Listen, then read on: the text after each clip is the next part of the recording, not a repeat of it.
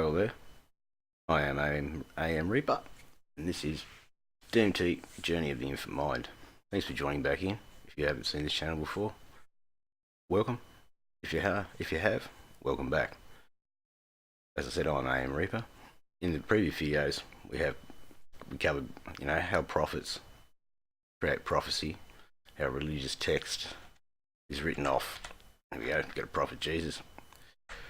These guys, they write the religious texts. Our judicial systems, churches, which control the masses. So basically saying, the prophets, they speak to the divine, they go about their business, they write the books that we, Bibles and Qurans and things. We follow the rules which make up our societies, which make up the judicial system, and they control the people. So these prophets, and then we asked the question of how did they do what they did. So then we got to, the indigenous people and cultures of the land. American Indians, Mexicans, they all use different chemicals. There's the Egyptians with the acacia tree. They all use different ceremonies. There's an acacia tree, psilocybe, suberginosa, mushrooms. Oh, well, mushrooms, here we go. I better say this to you before. Psilocybe suberginosa is 3 times stronger than psilocybe cubensis. I think I might have said 5 in a previous video. I don't know what I said. That was pretty tight. And the flower agaric, the what is it? Muscaria Amanita muscaria, whatever it's called, the big red mushroom. I don't know what I called it before, but yeah, flower agaric. So there we go. Don't touch the bloody thing. The big red thing. The big red mushroom thing. Don't touch it. It's not a real good thing to do. Many in society and religion have done so, but yeah, keep away from that. So that's how they reached their enlightenment. We worked out that all these guys, all these religions, all come to these factions of all these ceremonies, and they had this, and these ceremonies contain substances mainly. If it wasn't meditation or vision quest through starving yourself, which is the same bloody thing really, same chemicals, then they drank different brews and things which are psilocybin, 4-HO, NMDMT, or ayahuasca type brews with NMDMT, or they crystallized DMT and smoked it. Or they used mescaline, which mescaline was very similar to DMT. Some cultures use datura and a few other different things and this and that, but these are the main ones they're talking about, so we'll just keep to these. Yeah, so we got to the idea of it was all DMT, mainly. The main one was DMT. The main active ingredient in all these religious brews was DMT. There it is there in crystal form. So, what's the go? What's the go with this tea? This stuff DMT. What is it? Well, DMT is a chemical. It's a tryptamine. It's got an indole ring structure. The chemical structure is C12H16N2. It's a melting point of 40 degrees. That's why they say don't burn it. It doesn't take much to burn the stuff. In nature, there it is there, DMT crystal. There it is, C12H16N2. So it's a DMT molecule. In nature, it's found as an organic compound, found all the way through nature in animals and plants, and it's almost like the neurotransmitter of the plants. There's a lot of different plants and things that's found in nature, but it seems to be in higher quantities in the Fabaceae family of plants, which is wattle trees and stuff like that, mimosa and things. It's also in humans, DMT is synthesized. It's synthesized in the brain. The hypothesis is synthesized in the pineal gland, but they're not 100% sure in humans what the go is there. But it comes from an amino acid, tryptophan. So it's an amino acid in the brain. Tryptophan goes in, gets biosynthesized into DMT. It's in fruit, as you see there, like bananas and oranges and things in small quantities. There's the biosynthesis path. As you see, TRP is tryptophan.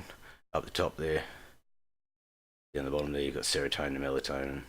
Down the bottom there you've got tryptophan and DMT. It's a very short description, but it gives you a bit of an idea.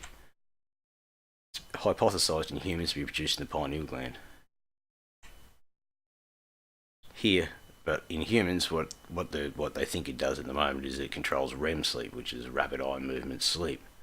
Um, that's when you vividly dream. So they reckon that DMT is the chemical produced under those states that gives you the vivid dreams that you have. So lucid dreaming sort of thing, and very vivid dreams.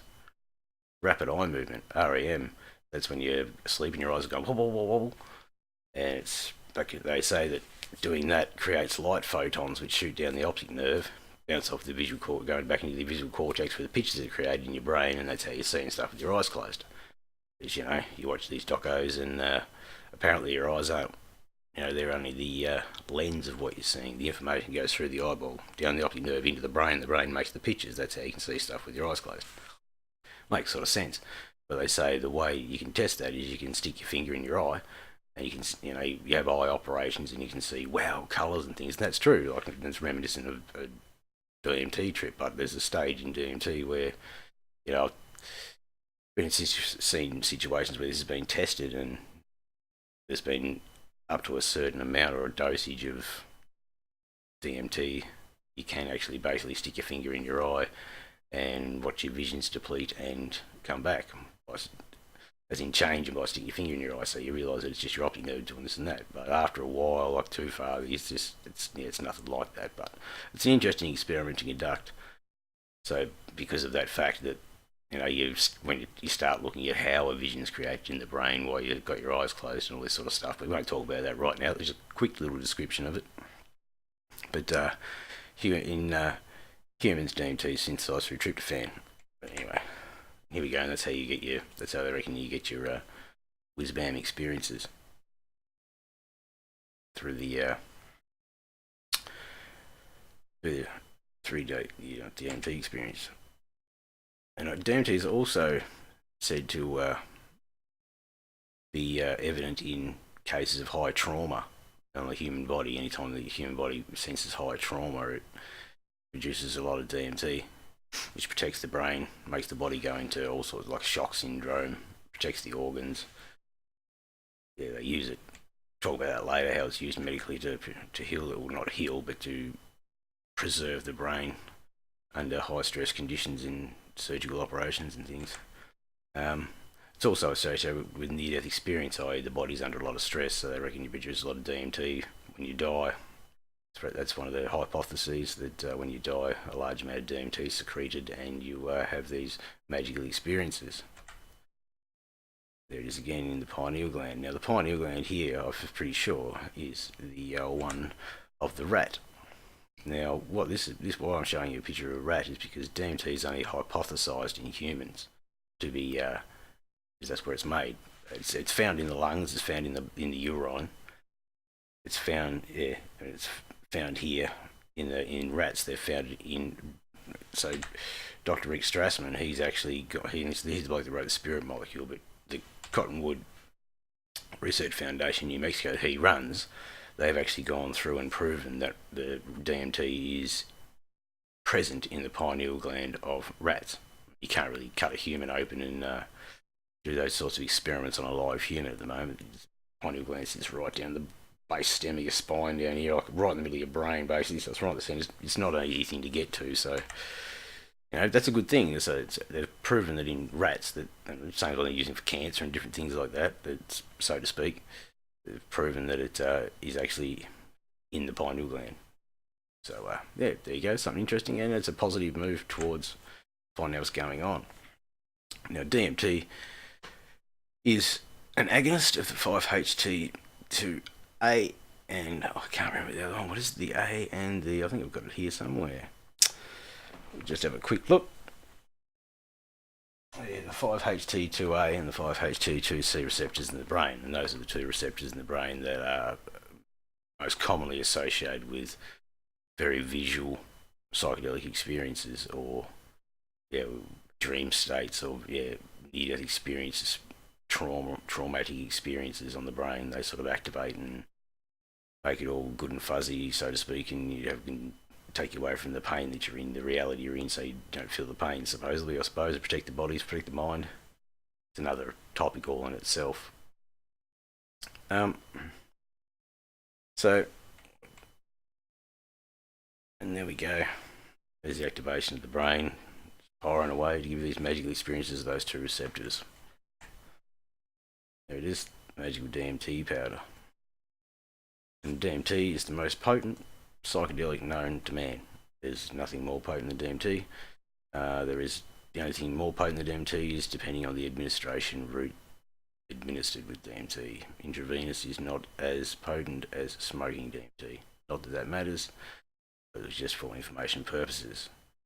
I would never stick a needle in my arm, ever, never have. The only people who stuck needles in my arm are the people at the hospital.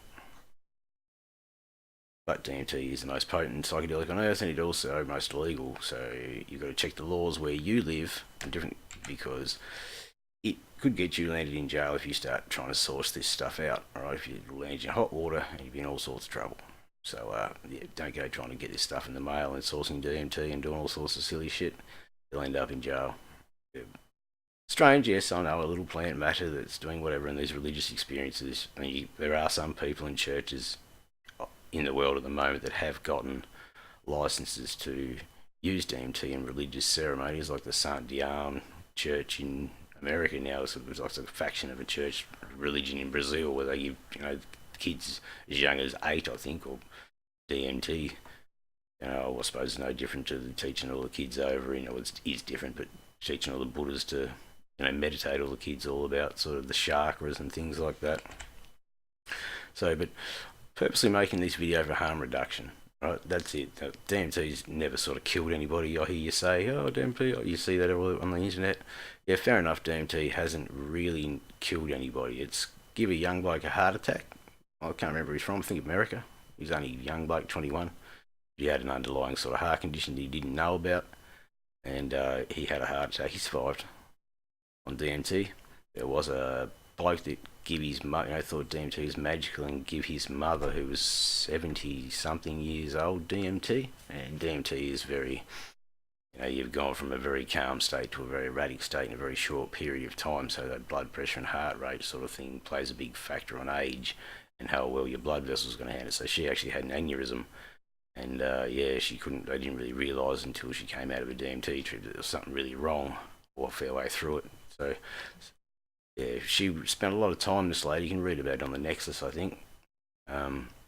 She spent a lot of time in hospital and then made a fairly good recovery after a lot of rehabilitation. It wasn't the drugs that, it was the drugs that caused it, because she was old, but she shouldn't have been doing it. It was the same as she'd gone for a jog around the block and got a heartbeat up to 160 beats a minute. She would have done the same thing, but that's what DMT did to it. It spiked her heart rate, popped a little blood vessel in her head, and that's what happened. So yeah, this stuff, different administration routes take slightly different tolls on the body.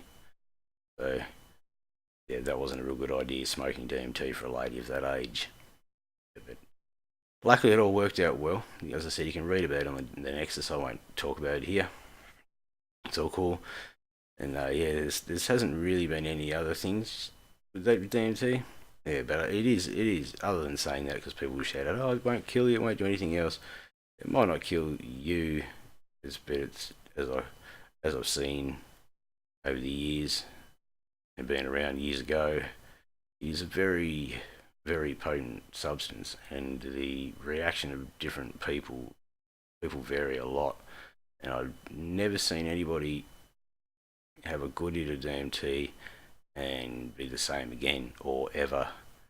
They'll come out and they'll cry, or they'll laugh their head off, as you heard other people say. And you think, oh, that's funny. It's not funny. They're just laughing their head in disbelief of what just happened, or they'll be crying because they're that glad they're back in control of themselves, that they'll be, thank God that's over, thank God I'm alive, and wow, that was insane. What an experience, But anyway, we'll get to that sort of stuff later. That's not what this one's about. So, DMT, Terence McKenna, he's a pretty cool dude. We'll talk about him later on.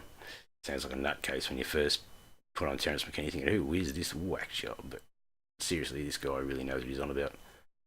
Yeah, most times when you understand what he's on about, he's pretty righteous. He just sounds like a fucking whack job to start with, but he's not. Yeah, you got to remember, there's no language written for this stuff. Like, this stuff doesn't apply to English language. As stupid as that sounds, like, very, very hard to describe once you start trying to describe the experience of this stuff. So we're just going through a few pointers here to lead up to that, so you've got a fair bit more of an understanding of where I'm coming from. We've got a couple more videos to make yet. We've got to make one on, I can't remember what I was going to do next, but I need to make one on resonance frequency and meditation and digital drugs. I also need to make one on deja vu and sleep paralysis, both which I've experienced quite dramatically in years when I was a teenager, actually. So I want to sort of have a bit of discussion about that. And yeah, then we can get into the nitty gritty stuff. So I am, once again, AM Reaper. This is Journey of the Infant Mind with DMT.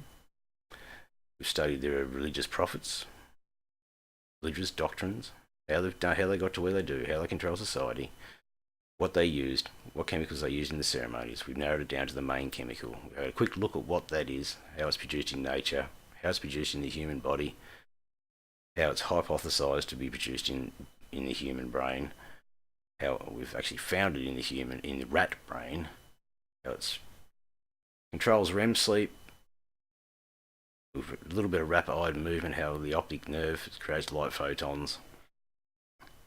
That's debatable. It's not debatable, it's true. But to the rate that they think it controls a full DMT trip, I would disagree fully. And it's an agonist of some pretty high receptors in the brain. The only two, 5-HT2A and C. Those two receptors, they're pretty fucking potent receptors of the brain. You start fucking around with those and you're tweaking reality pretty hard. And it's the most potent psychedelic known to man. It's also the most illegal psychedelic known to man. Check your current laws. Don't go getting this stuff. You'll end up in this shit. Alright? So I'll be making these videos if I had piles of it. You'd be absolutely mad. You don't want the cops knocking your door with this stuff. So that's why I can make these videos. I'm a lot older now. I've been sort of watching the internet. A couple of blokes come to me who are a younger son, and here's people spilling all this crap everywhere. So I don't know everything. I don't pretend to know everything. But I've got a fairly rational take on this. Alright, so thank you very much. I am AM Reaper. Once again, Journey of the Infant Mind. DMT. Give us an email down the bottom there.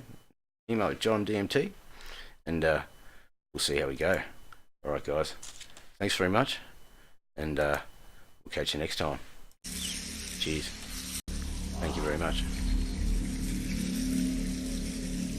Yeah.